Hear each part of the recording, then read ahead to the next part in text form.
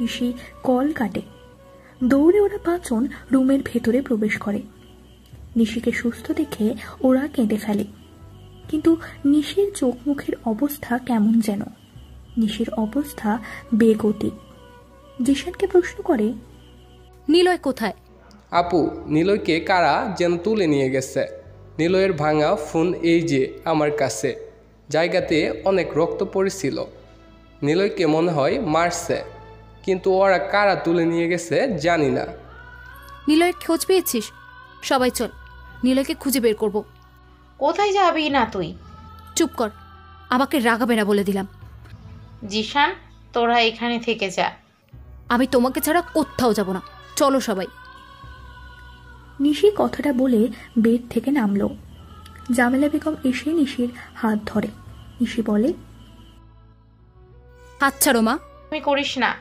মা, আমি তোমাকে হাতটা ছাড়তে বলেছি। আমি জানি নিলয় আজকে আঙ্কেল মেরেই ফেলবে। সেই উঠিয়ে নিয়ে গেছে নিলয়কে। যিশুর নামে শপথ করছি, যদি নিলয়ের কিছু হয় আর এর পিছনে যদি আঙ্কেল থাকে, আমি যে কোনো কিছু করব। আমি ওনার এমপি থেকে সরাতে পারি। আমি ওনাকে এমপি থেকে সরাতে পারি, মনে রেখো। নিশি, কি সব বলছিস? আগে কথা শোন। আমার হাত। Hello dear chairman, the leader. কে? উফ, ফোন কলে তোমার কণ্ঠটা কিন্তু আসলেই মারাত্মক। এই জন্য মনে হয় নিলয় তোমার প্রেমে একদম উন্মাদ। নিলয়? নিলয় কোথায়? তুমি কে? তুই? আরে রিল্যাক্স, নিলয় কোথায়, কে, আমি সেটা তো বলবোই। সেটা বলার জন্যই তো কল করা। একদম ভনিতা করবি না। কে তুই? নিলয় কোথায়? নিলয়ের কিচ্ছু হলে তোকে আমি মেরেই ফেলবো। আহারে কি প্রেম, মানুষের প্রেম দেখতেও ভালো লাগে। হারামির বাচ্চা, নিলয় কোথায় বল? নিলয় কোথায়? নিলয় তো আমার কাছে। আর রাজ তো এমনি এমনি তুলে আনেনি। রাজ তোকে ইনভাইট করছে, আয় নিলয়কে ছাড়িয়ে নিয়ে যা। রাজ নিলয়ের কাছে আসে। নিলয়ের গালে জোরে একটা খুশি দেয়। নিলয় চিৎকার করে বলে, নিশি তুমি আসবে না, ওরা তোমাকে মেরে ফেলবে। নিলয় কথাটা বলেই উঠে দাঁড়ালো। রাজ নিশিকে ফোন করে। নিশি তখন তার মা জামিনার সাথে কথা বলছিল। রাজের নাম্বার নিশি চেনে না। নিশি রিসিভ করে। হ্যালো নিশি, রাজ বলছি। তোমার নিলয়কে আমি তুলে নিয়ে এসেছি। আহ, এত উত্তেজিত কেন গো? আসো আমার কাছে। ও হ্যাঁ, একা আসবে কিন্তু। ঠিকানা তোমাকে পাঠিয়ে দিচ্ছি মেসেজে।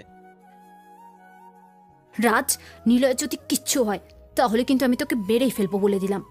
নিশি তুমি আসবে না, ওরা তোমাকে মেরে ফেলবে। নিলয়, তোমার কিচ্ছু হবে না, আমি এসেছি। জলদি আসো, আমরা তোমার অপেক্ষাতে। নিলয়কে নিয়ে যেতে চলে আসো, সারা বহুত জ্বালাচ্ছে। ওটার একটু সাইজ করো। নিলয়ের কিছু হলে রাজ আমি তোকে মেরেই ফেলবো। প্লিজ নিলয়কে ছেড়ে দে। ও তো সাধারণ একটা ছেলে, ওকে তুলে নিয়ে গিয়েছিস কেন? নিশি তুমি আসবে না, ওরা তোমাকে মারবে। আহা। নিলয় এমন চিৎকার করে গিয়ে দাঁড়ালো। চেয়ার ভেঙে একটা পায়া নিয়ে অর্ধেক ভেঙে জাহিদের ডান চোখ বরাবর ঢুকিয়ে দেয়। ঘটনাটা এত দ্রুত গতিতে হয়ে যায় যে সেখানে থাকা সবাই অবাক হয়ে জাহিদের দিকে তাকিয়ে আছে। 15 সেকেন্ডের ভেতরেই নিলয় উঠল, চেয়ার ভাঙল আর জাহিদের চোখ বরাবর ঢুকিয়ে দিয়েছে। নিলয় রাজের কাছে আসে, ফোনটা হাতে নিয়ে মেসেজে গিয়ে ঠিকানাটা সেন্ড করে দেয়। তারপর ফোনটা মুখের কাছে এনে করুণ ও যন্ত্রণা কণ্ঠে চিৎকার করে বলল, আমাকে মেরে ফেল রাজ, কিন্তু নিশিকে মারবি না। আহ, যত ইচ্ছে আমার মার, নিশির যেন কিছু না হয়। নিশি যেদিন রাজ তোমাকে গাড়ি দিয়ে চাপা দিয়ে মারতে চেয়েছিল। আমি আসছি। নিলয় ফোনটা ফ্লোরে ছুঁড়ে মারে, তারপর শব্দ করে হাসতে থাকে। সায়েম এগিয়ে আসতে থাকে নিলয়ের দিকে। ঠিক তখনই অর্ক চেয়ার থেকে উঠে সিয়ামের গলায় 2 পা দিয়ে চেপে ধরে ঠাস করে একটা মরা দেয়। সায়েমের গলার হাড় ঠাস করে ভেঙে ধপ করে নিচে পড়ে গেল সে। অর্ক বলে, শালা খুব জোর তোর গায়ে না, ওঠ এবার। বস, এরা 2 জন প্রফেশনাল ফাইটার, দূরে যাও। নয়নের কথাতেও যেন কারোর ঘোর কাটেনি। এরা দুজন চোখ পলকেই যেন দুজনকে মাটিতে শুইয়ে দিয়েছে। ওদিকে নিশি চিৎকার করে নিলয়কে বলে ডাক দেয়। জিশান বলে, কি হয়েছে আপু? রাজ পলাশের ছেলে। রাজ নিলয়কে তুলে নিয়ে গেছে। আমাকে সেদিন ট্রাক দিয়ে চাপা দিয়ে মারতে চেয়েছিল রাজ, কিন্তু সেদিন আমাকে বাঁচিয়েছে নিলয়। আমি বুঝে গিয়েছি কেন রাজ নিলয়কে তুলে নিয়ে গেছে। রাজ আমার পিছনে লোক লাগিয়েছে, আমার আর নিলয়ের ছবি তুলেছে, তারপর আমারই আঙ্কেলের কাছে ছবিগুলোকে পাঠিয়েছে সে। এখন তুলে নিয়ে গেছে নিলয়কে। আমার জন্য নিলয়ের বিপদ। নিলয়কে ওরা সবাই মেরেছে, আমাকে তো যেতেই হবে। এখনই চলো আব্বু, আমাদের সব কয়টাকে ওখানে মেরে রেখে আসবো। কিন্তু একা যেতে হবে আমায়। তোরা থাক, আমি যাচ্ছি। নিলয়কে আমাকে বাঁচাতেই হবে। এখন তোকে মোটেও যেতে দেব না। উফ মা, সরো তো সামনে থেকে, ভালো লাগছে না এসব। জিশানদের সাথে নিবি, ওদের দূরে রাখবি, কিন্তু একা যেতে দেব না। হ্যাঁ আপু, আমরাও আসি। আচ্ছা বেশ। কারোর ঘোর কাটেনি। এরা দুজন চোখ পলকেই যেন দুজনকে মাটিতে শুইয়ে দিয়েছে। ওদিকে নিশি চিৎকার করে নিলয়কে বলে ডাক দেয়। জিশান বলে, নিশি বাইরে যেতে থাকে, কিন্তু জামিলা এসে নিশিকে আটকায়। নিশিকে বলে, এরপর ওরা বের হয়ে পড়ে। জামিলা, জেহান ও জেরিন চিন্তায় বাঁচে না। অর্ককে তুলে নিয়ে গেছে রাজ। জেরিনের কষ্ট হচ্ছে, কিন্তু সে কিছু বলতে পারছে না, খালি জামিলাকে জড়িয়ে ধরে কান্না করছে। ওর মা ভাবে ওর আপুর জন্য জেরিন কাঁদছে। তুই কাছে আসবি না একদম। রাজ ভয়ে নিলয়ের থেকে দূরে সরে যায়। নিলয় শব্দ করে হাসতে থাকে।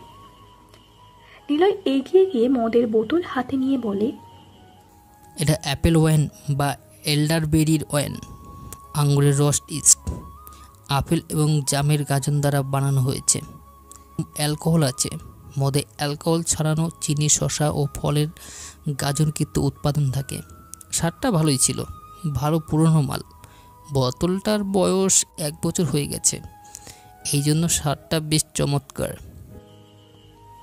নিলয় মদের বোতল হাতে নিয়ে সেটার দিকে তাকিয়ে সব ডিটেলস বলে দিচ্ছে। কে নিলয়? নয়ন শিমুলকে ইশারা করে নিলয়কে মারতে। অর্ক চেয়ারে বসল, কারণ অর্কর এখন কিছু করার নেই। নিলয় এদের জন্য একাই যথেষ্ট।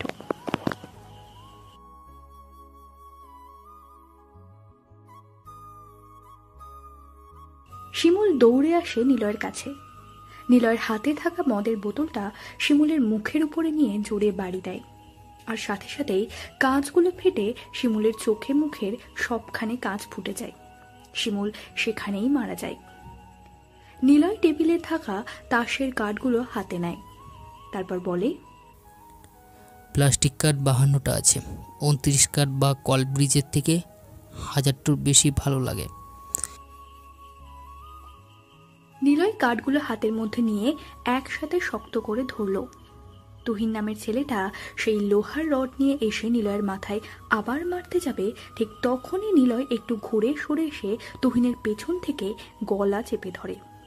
গলা চেপে ধরেই তুহিনের মুখটা হাঁ হয়ে যায়, আর তখনই নিলয় তুহিনের মুখের ভেতরে সবগুলো কার্ড পুড়ে মাটিতে ফেলে দিয়ে সেই কার্ডের উপরে দাঁড়ায়।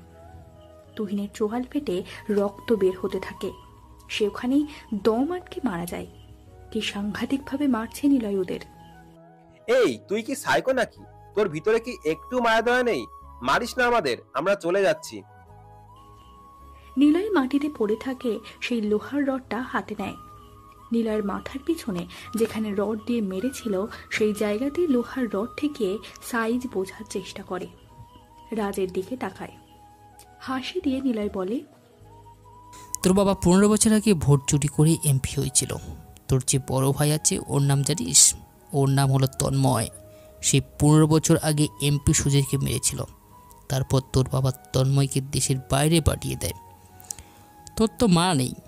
তোর মায়ের লাশ তোর বাড়ির পিছনে একটা শিমুল গাছ ছিল, সেই গাছে ঝোলানো ছিল। কে মারছিল জানিস?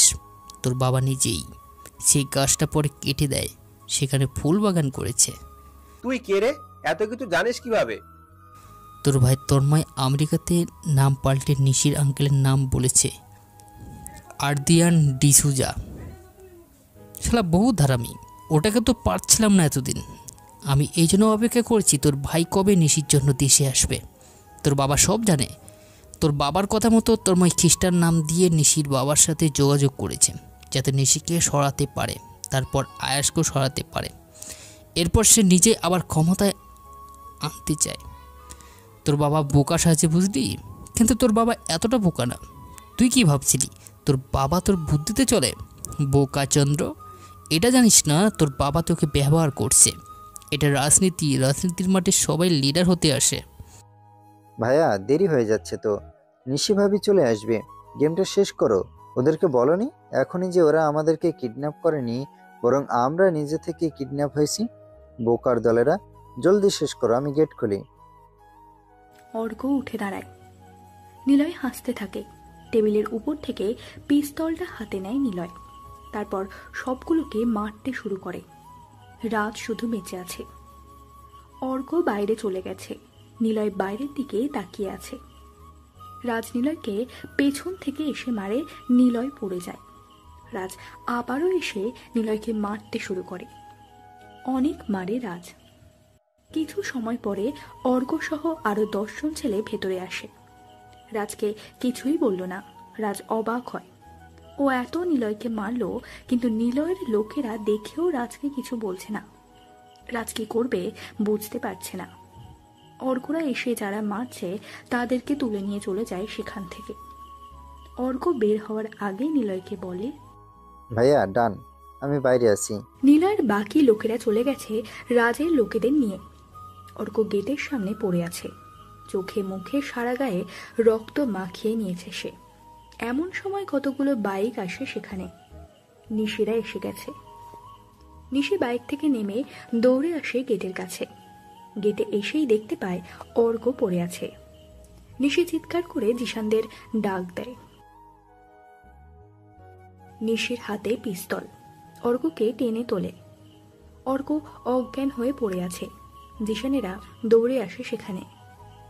অর্ককে এভাবে রক্তাক্ত অবস্থায় দেখে ওরা ভয় পায়। জিশান অর্কের নাকের কাছে আঙুল দিয়ে বলে, আফু, অর্ক এখনো বেঁচে আছে। ভেতর থেকে নিলয়ের চিৎকার শোনা যাচ্ছে। কেউ যেন তাকে মারছে। নিলয় তার হাত থেকে পিস্তলটা ফেলে দেয় রাজের সামনে। নিশি সে সময় দৌড়ে ভেতরে প্রবেশ করে। রাজের থেকে দূরে পড়ে আছে নিলয়, রক্তাক্ত শরীর। কোথাও বাদ নেই রক্ত ঝরতে। রাজকে দেখে হাতে লোহার রড সেটা ফেলে দিয়ে পড়ে থাকা পিস্তলটা হাতে তুলছে। রাজ পিস্তলটা হাতে নিয়ে নিলয়ের দিকে তাক করে। তখনই নিশি বলে, রাজ ঘুরে তাকায়। নিশি পিস্তল তাক করে ধরে দাঁড়িয়ে আছে। পিছনে ওর সব লোকেরাও আছে। রাজ নিলয়ের দিকে তাকিয়ে বলে, শালা তোকে মেরে ফেলবো এবার আমি। নিশি আমাকে মারলেও আগে তোকে মারবে। হা হা, ইটস টাফ ব্রো। নিশি, আমাকে বাঁচাও, ও আমাকে মেরে ফেলবে। নিশি, তোমাকে আর পাওয়া হবে না আমার। তুই তো দেখি ভালো অভিনয় করিস।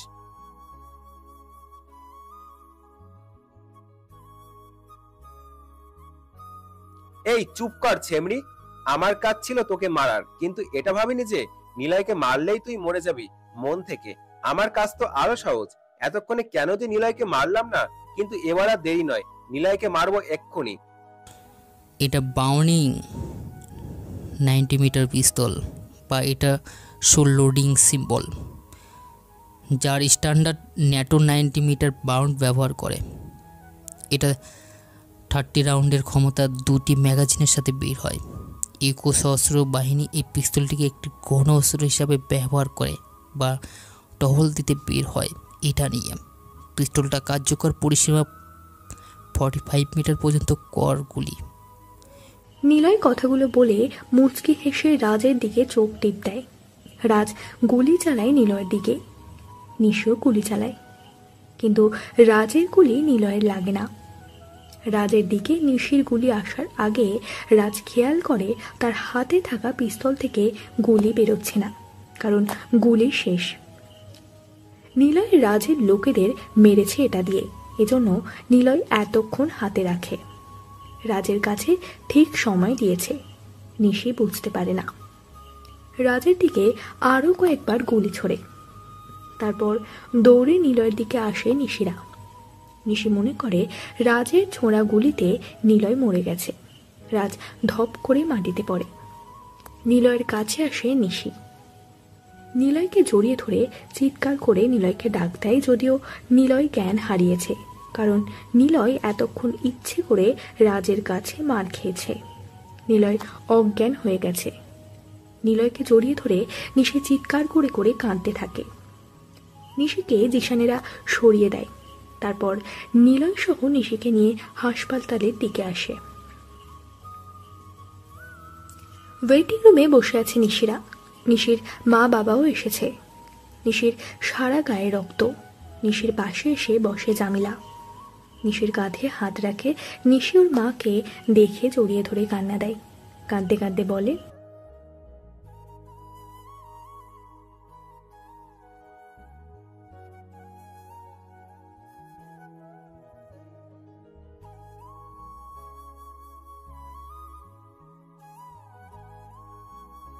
পাগলামি করিস না নিশি, আগে দেখি ডাক্তার কি বলে। নিলয়ের প্রতি নিশির ভালোবাসা দেখে ওর মা বাবাও চুপ, কি বলবে বুঝতে পারছে না। ডাক্তার বেরিয়ে আসে। নিশি দৌড়ে ডাক্তারের কাছে যায়। নিলয়ের অনেক জায়গাতে মেরেছে, বাজেভাবে মেরেছে, মাথায় সেলাই করতে হয়েছে, আরও অনেক জায়গা বাকি, তবে গুলি লাগেনি, কিন্তু কন্ডিশনও ভালো না। অনেক রক্ত ঝরেছে অনেক সময় ধরে। এ পজিটিভ রক্তের প্রয়োজন। আমরা 2 ব্যাগ দিয়েছি। আর কারো কি আছে একই রক্ত? আমার আছে, আমি দেব। কিন্তু তোরও তো রক্ত ঝরছে অনেক, তুই তো হসপিটালে ছিলি। কারোর কথা শুনবে না ডাক্তার। নিলয়কে বাঁচাতে হবে, আপনি চলুন। নিশি ডাক্তারকে টেনে নিয়ে যায়। জামিলা আর জেহান কেবল অবাক হয়ে তার মেয়ের পাগলামি দেখছে। জেরিন নেই, জেরিন অর্কের কাছে আছে, কিন্তু জামিলা তার বড় মেয়েকে নিয়ে চিন্তিত। নিলয়ের কোনো বিষয়ে নিশি যেন কোনো কিছু না ভেবেই চলে যাচ্ছে। কি করবে ওরা বুঝতে পারছে না। জেহান আকাশকে কল দেয়, সবকিছু আয়াসকে বলে। আয়াস বলে,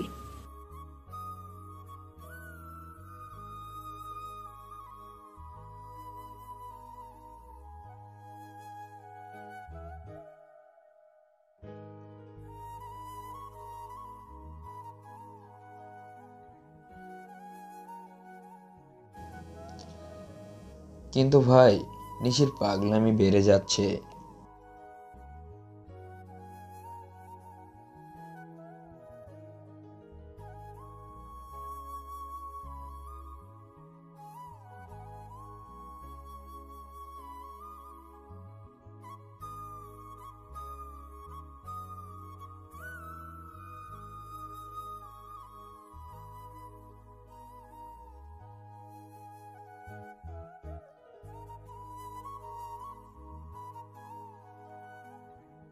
আমার মেয়েটা মরে যাবে, প্লিজ এমন বলবেন না।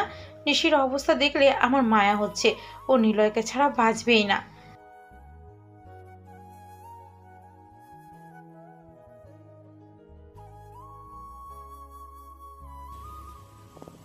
আয়াস সাহেব ফোন কেটে দেয়। নিশির রক্ত দেওয়াও শেষ হয়ে গেছে। নিশি এসে আবার ওর মাকে জড়িয়ে ধরে, কাঁদতে কাঁদতে বলে, বা আমি তাদের কাছে কিচ্ছুই চাই না, খালি নিলয়কে চাই। প্লিজ আমার থেকে ওকে সরিয়ে দিও না। আমরা অনেক দূরে চলে যাব, কেউ জানবে না। আমাদের সমাজ তোমাদের সমাজের সামনে থাকবো না, তোমাদের সমাজের সম্মানও থাকবে, কিন্তু তবুও নিলয়কে আমার থেকে দূরে করো না। আচ্ছা, নিলয়ের জন্য প্রার্থনা কর। প্রার্থনা? ঠিকই বলেছ, আসছি আমি। কাঁদিস না, ঠিক হয়ে যাবে। নিশি চলে যায়, নামাজ নিয়ে আসে। নিশি ওর মায়ের কথা শুনে চলে যায় সেখান থেকে। হাসপাতালে বড় ডাক্তারের কেবিনে যায়। ডাক্তারের নাম শিলা। নিশি, তুমি এখানে? ডক্টর, গোসল করব। আচ্ছা, ওই যে ওয়াশরুম, যাও।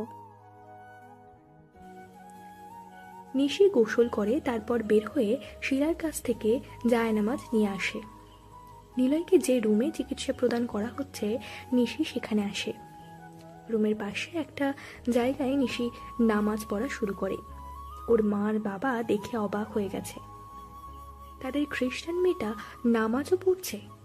মুসলমানদের মতো করে নিশি 2 রাকাত নাফাল নামাজ আদায় করে মোনাজাত দেয়।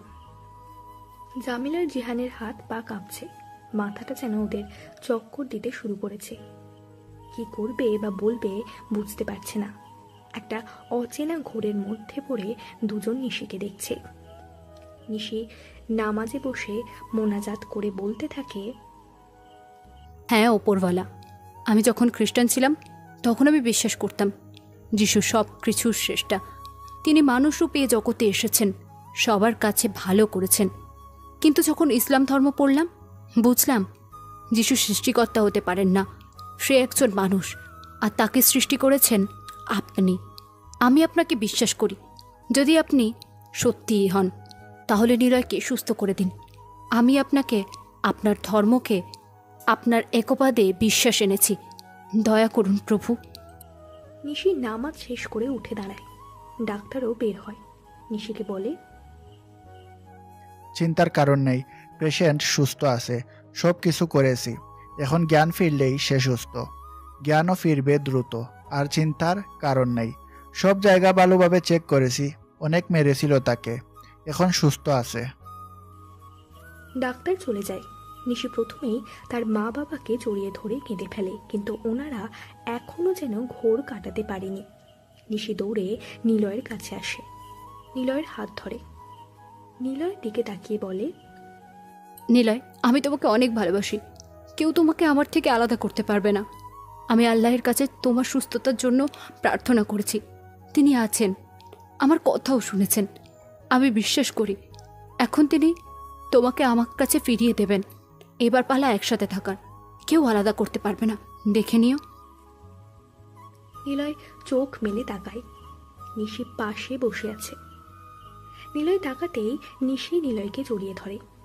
নিশিকে এক হাত দিয়ে জড়িয়ে ধরে নিলয়, তারপর বলে, তুমি ঠিক আছো নিশি? ওরা তোমাকে কিছু করতে পারেনি। ওরা তোমাকে মারতে চেয়েছিল। তোমার আঙ্কেল এমপি থেকে সরাতে চায়, তোমাদের সবাইকে পলাশ মারতে চায়। আমি জানি, তুমি কথা বলো না তো, তুমি রেস্ট করো, আমি আছি তোমার কাছে। নিলয় তাকিয়ে দেখে জামিলা আর জেহানও দাঁড়িয়ে আছে দূরে। নিলয় মাথা নিচু করে নিল। নিশি ওর মা বাবার দিকে তাকায়।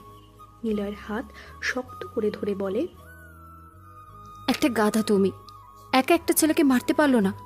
তোমাকে পেটাচ্ছিল কিন্তু বলতে পারেনি। সে তোমাকে বারবার মারার হুমকি দিচ্ছিল, তাই তোমার জন্য মার খাচ্ছিলাম দাঁত ভেঙে, নাহলে এক ঘুষি মেরে ওর দাঁত। থামো, হয়েছে পালোয়ান। তুমি যে কি পারো তা আমি জানি। একা একটা ছেলের হাতে মার খায়। অর্ক বাইরে সবগুলো ফেলে দিতাম। পড়েছিলাম কি এটা অবস্থা তোমাদের?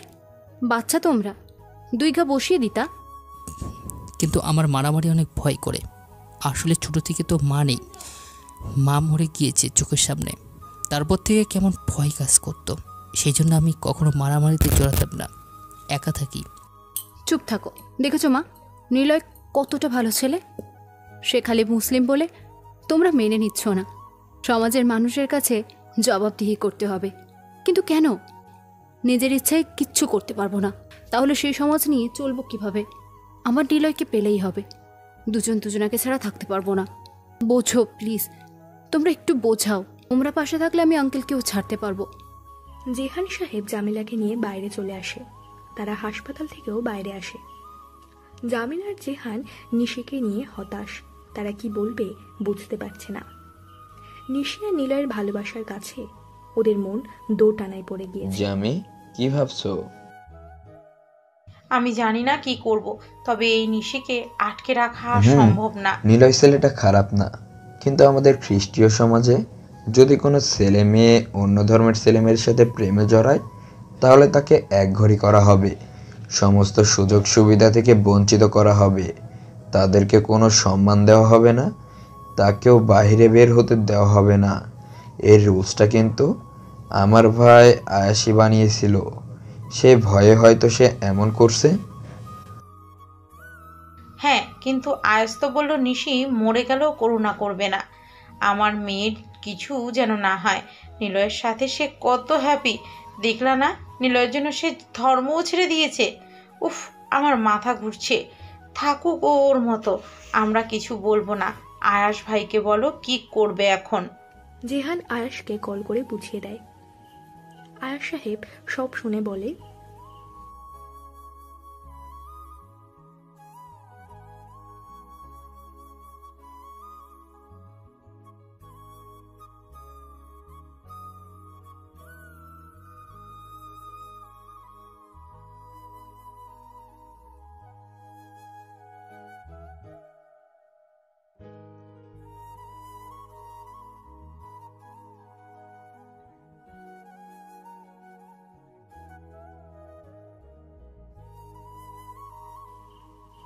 আয়াস সাহেবের কথা শুনে ওরা কিছুটা স্বস্তি অনুভব করে।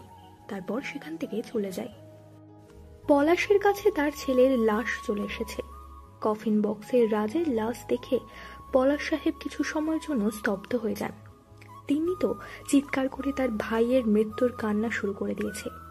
সেদিন সন্ধ্যায় প্রচন্ড বৃষ্টি শুরু হয়েছে। পলাশ সাহেব মাটিতে কাদার মধ্যে বসে ছেলের মুখের দিকে তাকিয়ে থাকে। কবিরও পলাশের পাশে দাঁড়ানো। কবির সাহেব বসল পলাশের পাশে। পলাশ কবির সাহেবকে জড়িয়ে ধরে কেঁদে ফেলে। কবির বলে, পলাশ, নিজেকে শক্ত করো, তোমার ছেলের প্রতিশোধ আমরা নেবই। কে মেরেছে তোমার ছেলেকে সেটা তো তুমি জানোই। নিশিকে বোঝাবো মৃত্যু যন্ত্রণা কাকে বলে। ভাই, ও আমার ছেলেকে এভাবে মারতে পারল?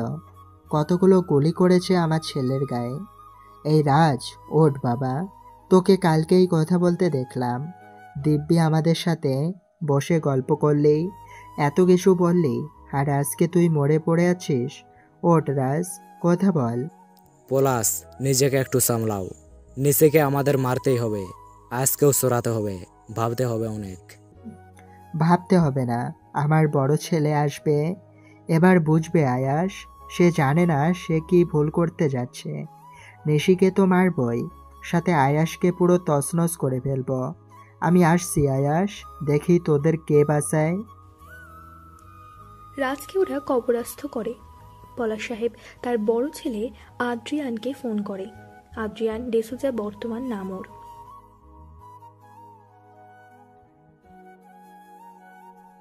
তন্ময়, বাবা আমার তো ছোট ভাই রাজকে মেরে ফেলেছে। আয়াস আর ওর মেয়ে নিশি মিলে। কি? নিশির এত বড় সাহস? আমি আসবো বাবা, সময় মতো। তারপর ওদের সবাইকে মারবো, তুমি চিন্তা করো না। আমি অলরেডি ওদের পরিবারের সদস্য হতে যাচ্ছি। কিভাবে? সময় মতো টের পাবে। তোমাকে যেভাবে যেভাবে বলেছি ঠিক সেভাবেই কাজ করবা, এর বেশি কিছুই করবা না। আচ্ছা বাবা, তুই জলদি চলে আয়। আমার রাজ চলে গেছে আমাকে ছেড়ে। আমি যে বড্ড একা হয়ে গেলাম। নিজেকে সামলাও ড্যাড, আমি আসবো, রাখলাম এখন। বড় হওয়ার পর থেকে রাজকে সবাই চিনলেও আদ্রিয়ানকে এখনো অবধি কেউ চেনেনি, দেখেও নি। কে আদ্রিয়ান বা দেখতে সে কেমন সেটা নিলয় ছাড়া কেউ জানে না। আপু, ভিতরে আসো। হাসপাতালে কেবিনের দরজায় দাঁড়িয়ে জেরিন কথাটা বলল। অর্ক আর নিলয় আছে এই রুমে, দুটো বেড রাখা। জেরিনকে আসতে বলে নিশি। জেরিনের হাতে হটপট। জেরিনকে বলে, কি ব্যাপার, খাবার কোথায় পেয়েছিস? আর এটা তো আমাদের বাড়ির হটপট, এটা দিয়ে কোথা থেকে খাবার এনেছিস? বাড়ি থেকে আনছি। তুই রান্নাও শিখেছিস? আর মা দেখেনি? মা দেখবে মানে? মা নিজেই তো রান্না করে পাঠালো সবার জন্য। কি মা মানে আমাদের সবার জন্য নিলয় সহ? কি বলছিস? হ্যাঁ। আর মানে কি? মা কিচ্ছু বলেছে? না, মা বলেছে খাবার নিয়ে যা। নিশি বা নিলয় দুইজনেই না খেয়ে আছে, পরে পাঠিয়ে দিল, নিয়ে চলে আসলাম। বাসা থেকে প্লেটও দিয়েছে। যাও হাত মুখ ধুয়ে আসো, খাবার বেড়ে দিচ্ছি। নিশি খুশিকে চমকে ওঠে। জামিলা কিছু বলল না দেখে সে একদম অবাক। খুশি হয়ে ফ্রেশ হতে যায়। জেরিন খাবার বেড়ে অর্কের কাছে যায়। নিশিও আসে। দুজনে একসাথে বসে নিলয় ও অর্ককে খাইয়ে দিতে থাকে। এভাবে কিছুদিন চলে যায়। অ্যানিমাসের কোনো খোঁজ নেই। রিফাতেরা এখন স্বাধীন।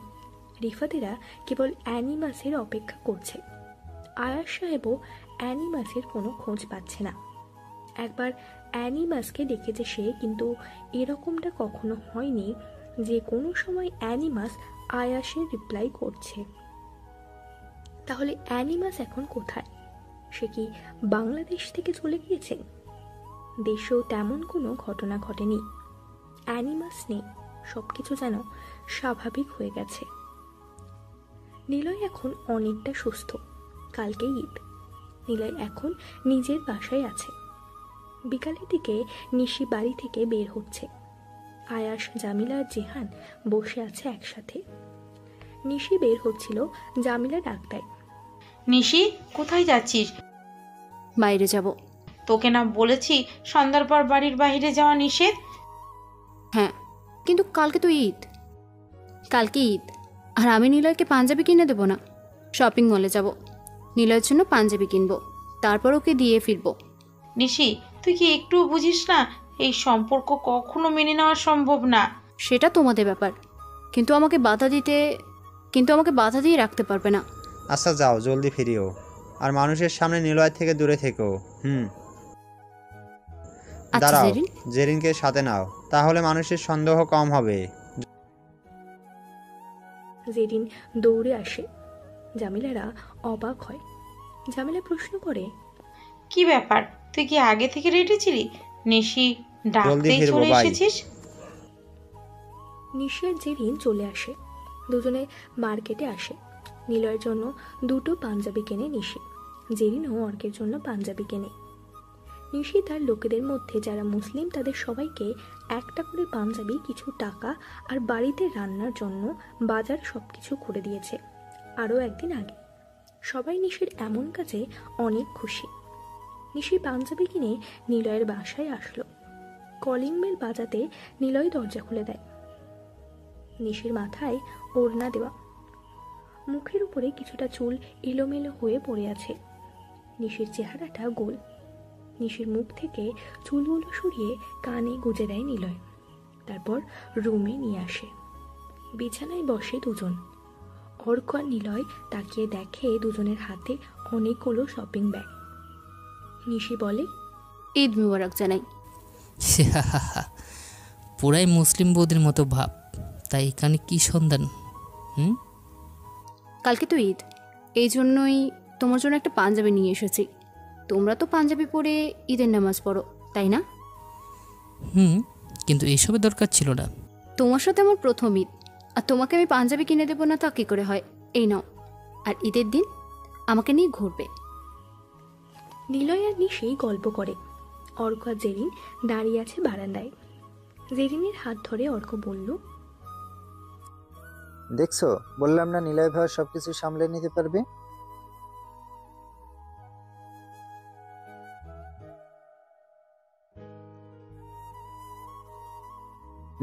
ভাবি দেখতে অনেক সুন্দর।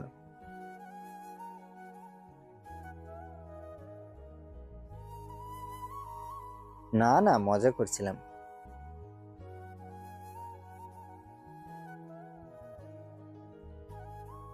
ওরা চারজনে গল্প করে। নিশি রাত করে বাড়ি ফেরে, কিন্তু কেউ কিছু বলল না। বললেও বা কি, নিশি কারোর কথা শোনে না। নিলয় অর্ককে বলে, মাশরুমরা কোথায়? ওদের কাজ কত দূর? ফাইল রেডি সব কিছু? হ্যাঁ ভাইয়া, সব রেডি, জাস্ট প্রিন্ট করতে হবে। জলদি বের কর, সময় নেই হাতে, এখনই করতে হবে। অর্ক কম্পিউটারে বসে নিলয়ের কথা মতো সবকিছু রেডি করে। 10 মিনিটের ভেতরে সবগুলো ফাইল বের হয়। একটা কভারে সবগুলো আটকে দিয়ে নিলয় মাসুমকে কল দেয়। মাসুম আসে। মাসুম রাতের ভিতরে ফাইলটা মেহরব সাহেবের হাতে দিয়ে দিবি। আমি ওনাকে ফোন করে বলে দিয়েছি তুই যাবি। ওনার বাড়ির সামনে যে সিসি ক্যামেরার সামনে একটা সাদা কাগজে লিখবি 3 স্টার, তাহলে তিনি তোকে ভিতরে আসতে দেবে। মাসুম চলে যায় সেখান থেকে। নিলয় হাঁফ ছেড়ে বাঁচে। ওদিকে নিশি রুমে পায়চারি করছে। নিলয়ের ভাঙা ফোনটার দিকে নজর যায়। মনে পড়ে জিশানের বলা কথাগুলো।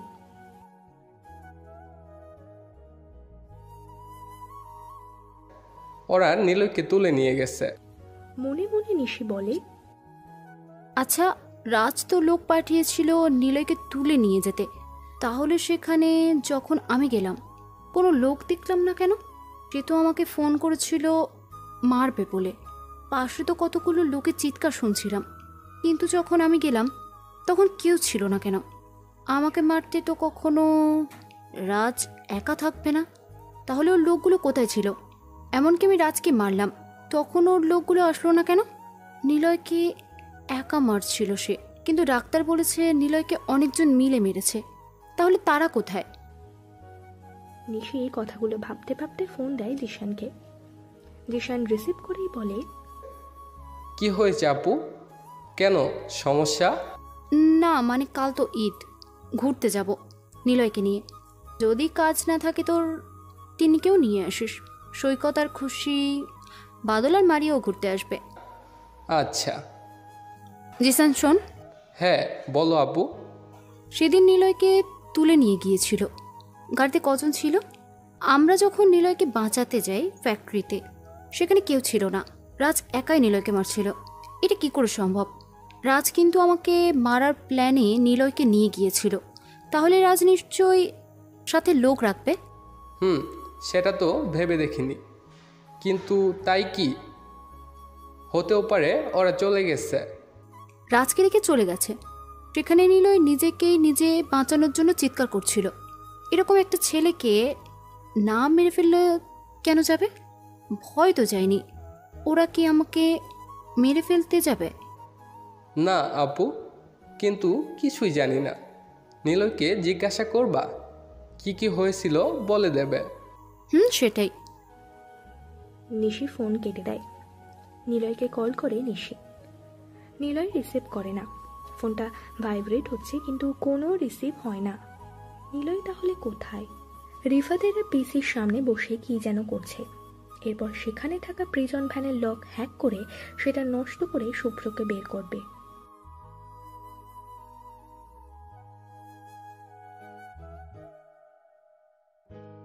পুলিশ তখন ড্রোন নষ্ট করতে ব্যস্ত থাকবে, আর এই সুযোগে শুভ্রকে নিয়ে আমাদের একজন বাইকার পালাবে। Well plan. আর আমি সেদিন পুরো দেশকে আমার দিকে ফোকাস রাখবো। ওরা হেল্প চাইলে পারবে না, কারণ তখন আমি জজ সোহেল অ্যাকাউন্ট নষ্ট করে ফেলবো, তার টাকা হ্যাক করে নেব। এইসবের দিকে ব্যস্ত থাকবো। অ্যানিমাস চুপ হয়ে যায়। রিফাত সবার দিকে তাকিয়ে অ্যানিমাসকে প্রশ্ন করলো, স্যার একটা কোশ্চেন আছে। বলো। আপনি কেন এমন খুনিকে ছাড়াচ্ছেন? রিফাতের কপ্তেন শুনে অ্যানিমাস জোরে হেসে দিল। রিফাতেরা একটু ভয় পায়। অ্যানিমাসের হাসির শেষে ভয়ঙ্কর রূপ থাকে। সবার দিকে মুখ চেয়ে থাকে রিফাত। অ্যানিমাস বলে, এই যে আমি এত মানুষের সব কিছু রিভিল করি, সেটা আগে কেউ জানে না, কিন্তু এইগুলো সবই সত্য। তারা নিজেরাও এই সত্য কথা ভয়ে পালাতে চায়। অপেক্ষা করো, সবাই শুভ্রের বিষয়ে জানতে পারবে কেন তাকে ছাড়লাম আর আমার সাথে তার কি সম্পর্ক। কিন্তু আমরা আপনার পরিচয় জানতে চাই। আপনি কেন হ্যাকার হলেন? কিছু তো অজানা থাক, না হলে সব প্রকাশ করলে গল্প তো মজাই আসবে না। অ্যানিমাস স্ক্রিন থেকে অফ হয়ে যায়। রিফাতেরা তাকিয়ে থাকে স্ক্রিনের দিকে। অ্যানিমাসের মাথায় কখন কি যে চলে কিছুই বোঝা যায় না। অ্যানিমাস আয়ার সাহেবের কাছে মেসেজ করে। আয়ার সাহেব সাথে সাথে রিপ্লাই দেয়, অ্যানিমাস, তোমার অপেক্ষাতে ছিলাম। প্রয়োজনে খিদিয়ে মানুষের খোঁজার আগ্রহ থাকে, তাই না আয়াস সাহেব? না না নিমাস, সত্যি বলছি, আমি তোমাকে ভালোবেসে ফেলেছি। আমার কোনো বন্ধু নেই, আমার কাছে যারা থাকে তারা সবাই টাকার জন্য। বেতন দিয়ে রেখেছি বলেই তারা থাকে, তাছাড়া আমার পাশে কেউ নেই। কিন্তু তুমি যখন কথা বলো তখন মনে হয় আমার পাশে কেউ না থাকলে তুমি আসো। একমাত্র তুমি আমার কাছের বন্ধু, তোমাকে আমি বন্ধুতে ভালোবাসি নিমাস। আয়াস সাহেব, মানুষকে বন্ধু করা যায়, বাঘকে বন্দি করা যায়, কিন্তু হ্যাকারকে না যায় বন্ধুত্ব কিংবা বন্দিতে রাখতে। আপনি মানুষটা বিশ্বাস করেন তো?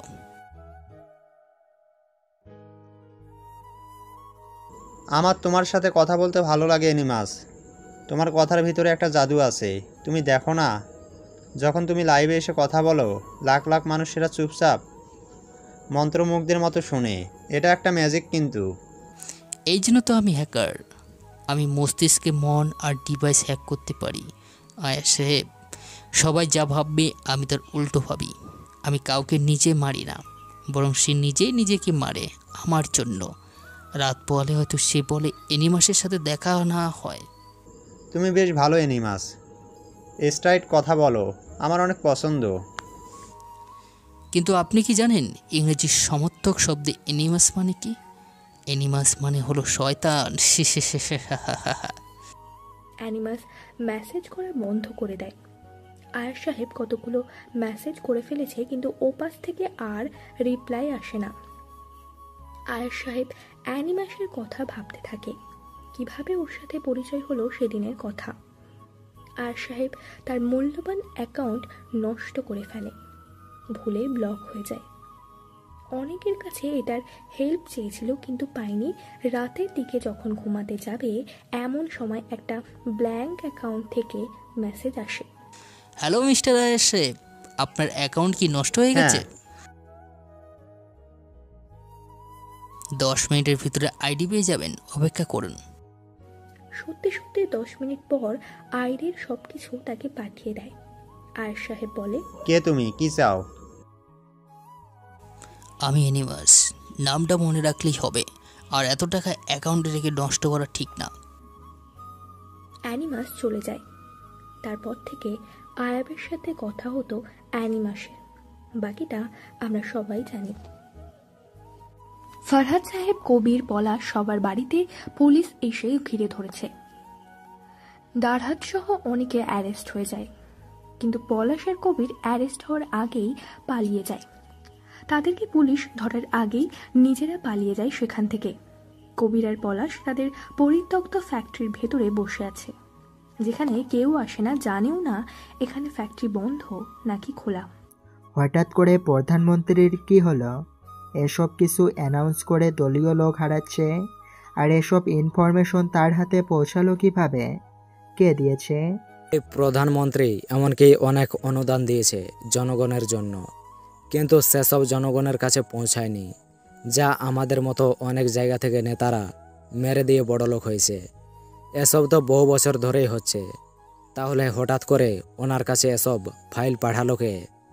কে আমাদের সবার প্রতি এমন নজর রেখেছে? এত এত ইনফরমেশন ডকুমেন্টারি খুঁজে বের করলো কে? যে আমাদের পেছনে পড়েছে সে আসলে ছোট কেউ না, সে বড় মানের কেউ। হয়তো তাকে আমরা চিনি, নয়তো সে আমাদের ভালো করেই জানে। আমার তো মনে হচ্ছে সে কোনো সিক্রেট অফিসার, যাকে প্রধানমন্ত্রী নিজেই নিয়োগ দিয়েছে। রাষ্ট্রপতিকেও সে চোবানি খাইয়ে দিল। এখন কি হবে? আমরা না হয় ছোটোখাটো মানুষ, আমাদের গোপন ইনফরমেশন নিতে সময় লাগবে না, কিন্তু রাষ্ট্রপতি তার ইনফরমেশনও বের করে ফেলেছে। কি হচ্ছে? একদিকে হ্যাকার, আর একদিকে এই প্রধানমন্ত্রীর লোক। কি যে হচ্ছে! এই সব কিছু হয়েছে আয়াসের জন্য। আয়াস আর ওর পরিবারকে মেরে ফেলবো আমি। ঠিক বলেছেন ভাই, কারণ যেদিন থেকে সে আমাদের বিরুদ্ধে তার ভাইয়ের মেয়েকে লাগিয়ে দিল, তারপর থেকেই আমরা সব কিছুতে সমস্যাতে পড়ে গিয়েছি। এই সব কিছুর মূলে মনে হচ্ছে নিশি আর ওই আয়াস। আদিরিয়ানকে এবার ঠিক সময় কাজে লাগাতে হবে। সে নিশির ব্যবস্থা করুক। নিশিকে তুলে নিলে ওর আঙ্কেল আসবে কাছে, তারপর সবগুলোকে জবাই করে ফেলবো। দুজনেই কথা বলতে থাকে। দুজনেই এখন পলাতক। কিন্তু দেশের সব বড় বড় অফিসারেরা ভয়ে আছে, কারণ তারা কোনো না কোনোভাবেই একবার হলেও বড় করে তার পজিশনের ফায়দা নিয়েছে। সেগুলো যদি মেহরাব সাহেবের হাতে পৌঁছায় তখন কি যে হবে। কারণ রাষ্ট্রপতি যেখানে অ্যারেস্ট হয়েছে সেখানে বাকিরা তো সাধারণ বিষয়। এজন্য অনেকাংশে এখন আর দুর্নীতি করতে কেউ সাহস পাচ্ছে না। আগে যারা টেবিলের নিচ থেকে ঘুষ নিত তারা এখন ঘুষের নাম শুনলেই নিজেরাই দৌড়ে পালাচ্ছে। দেশ যেন এখন একদম ঠিক হয়ে গেছে। কিন্তু এই সবের পিছনে কি আছে, কে কাজ করছে?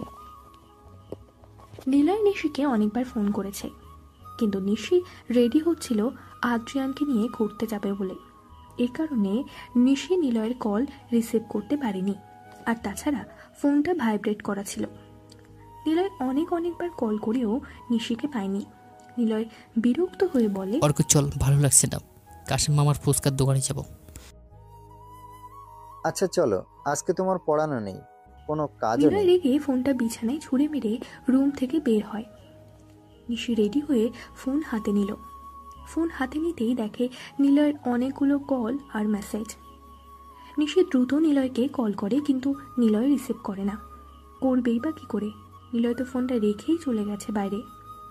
নিশির মনটা খারাপ হয়ে যায়। নিলয়ের সাথে এমনিতে ঠিকমতো কথা হয়নি কালকে। আদ্রিয়ান শুট বুট পরে রেডি। এভাবেই যাবেন আপনি? হ্যাঁ, কোনো সমস্যা? কিন্তু মানুষজন তাকিয়ে থাকবে, তাই আর কি। সমস্যা নেই, আমি তো অলওয়েজ এগুলো পরেই থাকি। চলেন, আপনাকে প্রথম আমার পছন্দের জায়গায় নিয়ে যাব। আর সেটা হলো ফুচকার দোকান। কাসেম মামা এত সুন্দর করে ফুচকা বানায়, একবার খেলে আপনি আবারও খেতে যাবেন। তাই নাকি? আচ্ছা চলেন তাহলে। দুজনে বের হয়। হাঁটতে হাঁটতে ফুচকার দোকানের সামনে আসে। নিশিকে বেশ সুন্দর লাগছে, আর তার উপর হালকা করে সেজেছে। নিশিকে দেখেই ওর লোকেরা এগিয়ে আসে। জিশান বলে, আপু তুমি এখানে হঠাৎ? এভাবে প্রশ্ন করছেন কেন? বাবার গেস্ট, মানে আমাদের গেস্ট। ঘুরতে বের হয়েছ বলে সেজেছ নাকি? হ্যাঁ, এই একটু আর কি। সর, এখন ফুচকার দোকানে যাব। তোরা গেলে আয়। আপু, তোমার ঘুরতে যাওয়ার জন্য কি জায়গাটাই প্রথম চয়েস হলো? মানে কেন? কোনো ব্যাপার না গাইস, আমি তো কিছুই চিনি না, আমি তো সবে এসেছি। একটু চিনিয়ে দিলেই একাই ঘুরতে পারবো। If you don't mind, you can join with us. চলুন ভিতরে যাই। আপু ভিতরে। নিশি আর থামে না, ভিতরে চলে আসে। ভিতরে এসে একটা টেবিলে বসলো। নিলয় তখন হাত ধুয়ে কেবল অর্কের বসা টেবিলের সামনে আসলো। নিশিকে ঠিক সে সময় বসতে দেখল নিলয়। নিলয়ের দিকে পিছন সাইড রেখে নিশি বসেছে। আদ্রিয়ান নিলয়কে দেখতে পাচ্ছে, কিন্তু নিলয়কে দেখে আদ্রিয়ান কিছু না বললেও নিলয় অর্ককে বলে, অর্ক ওই যে দেখ, যার টেবিলের পরে যে ছেলে আর মেয়েটা বসলো, ওদের ভিতরে ওই ছেলেটা হলো আদ্রিয়ান। চিনিস তাকে? এটা নিশিকে বিয়ে করতে এসেছে। অর্ক ঘুরে তাকায়। আদ্রিয়ান দেখতে বেশ সুন্দর। অর্ক কয়েক সেকেন্ড তাকিয়ে থেকে বলল, নিশিকে বিয়ে করতে এসছে ফাইন, কিন্তু এত জলদি অন্য মেয়ের সাথে এখানে এসেছে? বাহ, ভালোই এলেম আছে দেখছি। ফালতু কথা বাদ। মানে কারো নিয়ে কথা বলার ইচ্ছে নেই। অর্ডার দিয়ে ফুচকা আমি চটপটি খাই। আচ্ছা, এই কাশিম মামা এক প্লেট ফুচকার চট। নিশি আর অর্ক একসাথে কথাটা বলল। নিলয়ের কানে নিশির শব্দ না আসলেও কাশেম মামা চিৎকার করে বলে, ওই সুমন, নিশিমার নিলয় বাবার টেবিলে ফুচকা চটপটি দিয়ে আয়। কাশেম মামা কথা শুনে নিশি ভাবে আদ্রিয়ানকে নিলয় মনে করেছে কাশেম মামা। তখনই নিশি বলে, মামা নিলয় আসেনি, আমাদের সাথে আমাদের গেস্ট এসেছে। নিশির কথাগুলো এবার নিলয়ের কানে আসে। অর্ক আর নিলয় একসাথে উঠে বলল, ওটা নিশি। নিলয় তাকিয়ে দেখে নিশি ফোন চাপছে। নিলয় কিছুটা দূর থেকে কাশেম মামার কাছে যায়, সুমনের হাত থেকে ফুচকার প্লেটগুলো নিয়ে বলে। নিলয় সেগুলো নিয়ে আসে। জানালায় সবাই দাঁড়িয়ে দেখছে কি হচ্ছে এখানে। নিলয় এসে দেখে নিশি তখনও ফোন চাপছে। নিশি নিলয়কে মেসেজ করছে। নিশি দেখেনি কে তাকে ফুচকা দিতে গেছে। নিলয় দূরে গিয়ে দাঁড়ায়। আদ্রিয়ান বলে, এই যে শুনছেন? বলুন, শুনছি। আমাদের বাড়ির যে টিচার, মানে জেরিনকে যে পড়ায়, সে অনেক কর্মঠ আর সে অনেক পরিশ্রমী, তাই না? হ্যাঁ, তা পরিশ্রমী, কিন্তু আপনি জানলেন কিভাবে? জানলাম সে জেরিনকেও পড়ায়, আবার ফুচকার দোকানে কাজও করে। আমাদের তো তিনিই ফুচকা দিয়ে গেল। ও ভালো কি, নিলয় ফুচকা দিয়ে গেছে মানে? হ্যাঁ, ওই যে দেখুন, দোকানের সাথে দাঁড়িয়ে কথা বলছে, এদিকে তাকিয়ে। নিশি উঠে দাঁড়িয়ে সেদিকে তাকায়। নিলয়কে দেখে ভয়েও রাতটা কেঁপে ওঠে। আদ্রিয়ানের সাথে এসেছে এখানে, নিলয় জানেই না। কারণ নিশি অবশ্য মেসেজ করে আসছিল যে বের হচ্ছে আদ্রিয়ানের সাথে, কিন্তু নিলয় তো আর সিন করেনি। আদ্রিয়ান বলে, কি হলো, বসুন। ফুচকা কিন্তু দারুণ খেতে। আপনি ঠিক বলেছেন, ফুচকা এখানে একদমই অসাধারণ। চুপচাপ ফুচকা খান। আচ্ছা, এই ওয়েটার, পানি প্লিজ। আদ্রিয়ান নিলয়ের দিকে তাকিয়ে কথাটা বলল। নিলয় ফ্রিজ থেকে পানির বোতল বের করে সেই টেবিলের কাছে, তারপরে আসে সেখানে। নিশি বসে তখন। নিচের কাছে এসে বলল, হ্যালো মামা, খাচ্ছেন না কেন? এই নিন আপনাদের বাড়ি। আপনাকে আজকে সুন্দর লাগছে ম্যাম, আর স্যারের সাথে মানিয়েছে। স্যার কি আপনার বয়ফ্রেন্ড? মানে আমি আসলে তোমাকে... কি হলো, আপনি এমন তোতলাচ্ছেন কেন? একটা ওয়েটারকে দেখে কিসের ভয়? যাই হোক, ওয়েটার, তুমি এখন যাও। আর তোমাকে ধন্যবাদ। তোমাকে টিপস বেশি দিব আমাদের প্রশংসা করার জন্য। একটু টক আনো তো। জি স্যার, চিন্তা করবে না, কোনো কিছু লাগলে আমাকে জানাবেন। ম্যাম খাচ্ছেন না যে? ম্যাম তাড়াতাড়ি খান। স্যার আজকে আমাদের এখানে বিল পুরো ফ্রি, কারণ এই যে টেবিলটা বসেছেন এটা আজকে লটারি ছিল। যে কাপল আজকে এখানে বসবে তাদের সব খাবার আজকে ফ্রিতে দেওয়া হবে। আপনারা প্রথম কাপল যে এখানে এসে বসলেন। তাই নাকি? তাহলে তো ভালো। নিশি, আপনি শুরু করুন। নিলয় চলে যায় সেখান থেকে। নিশি খালি অবাক আর ভয় নিয়ে নিলয়কে দেখছে, মনে মনে বলছে, আজকে খারাপ কিছু কপালে আছে। নিলয় নিশির দিকে তাকিয়ে আছে। নিশি নিলয়ের দিক থেকে চৌকি সরাতে পারছে না। নিশি অবাক হয়েছে নিলয়কে এখানে দেখে।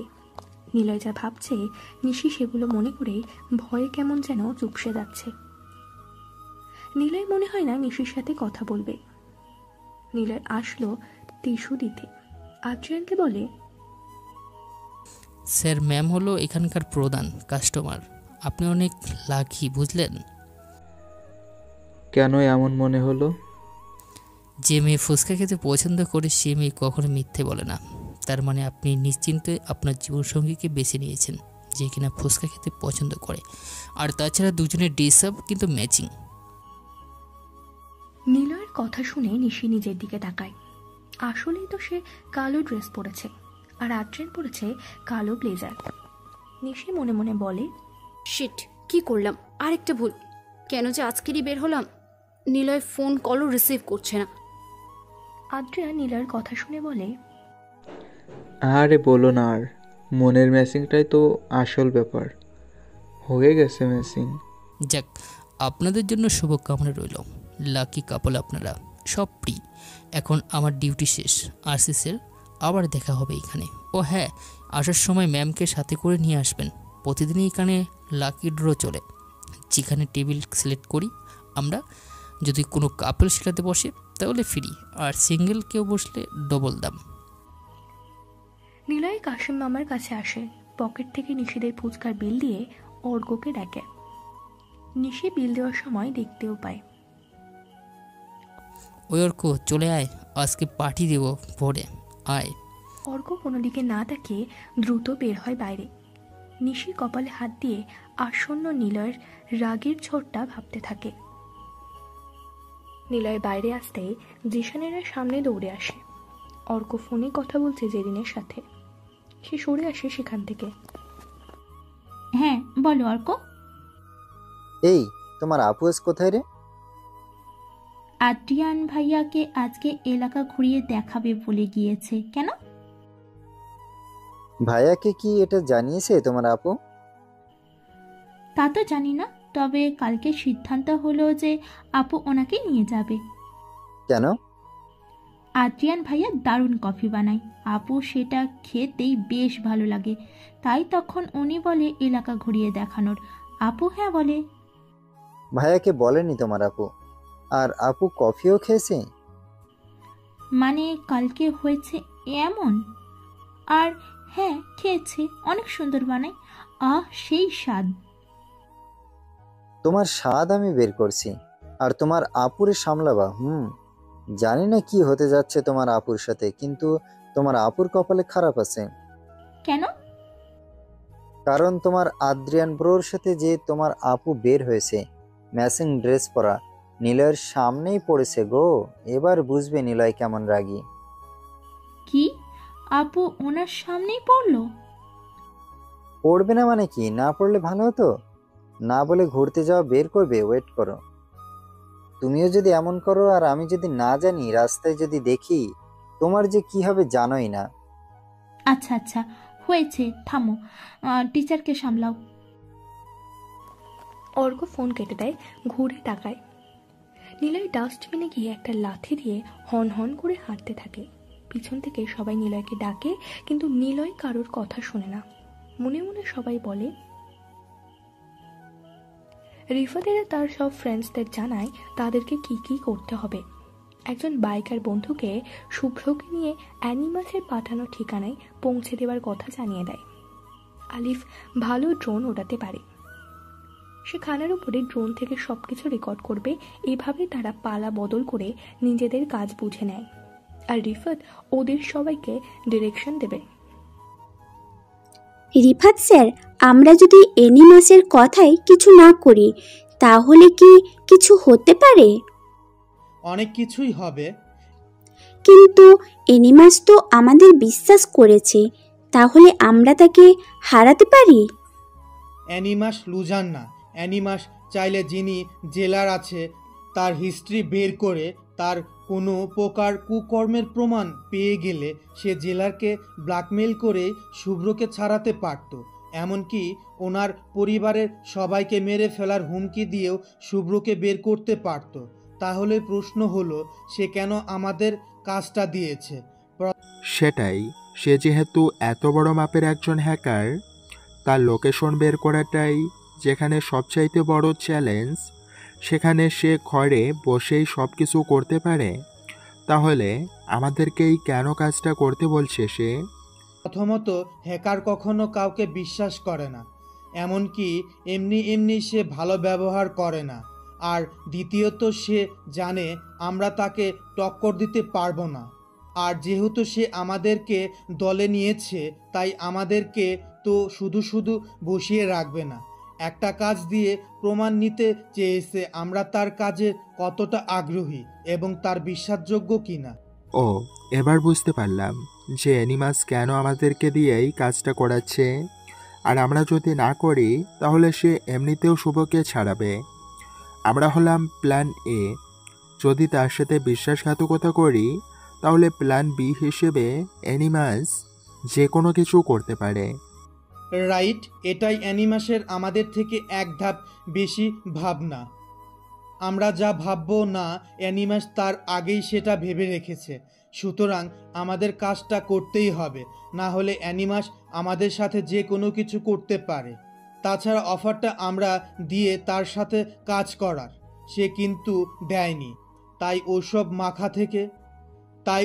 মাথা থেকে ফেলে দিয়ে অ্যানিমাসের কথা মতো শুভ্রকে প্রিয়জন থেকে বের করার কাজ নেমে পড়ো।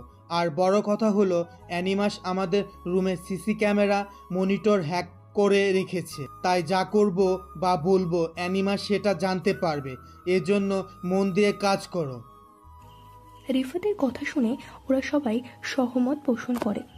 এতদিন মনে মনে যেসব কনফিউশন ছিল সবার, এখন সেটা দূর হয়ে গেছে।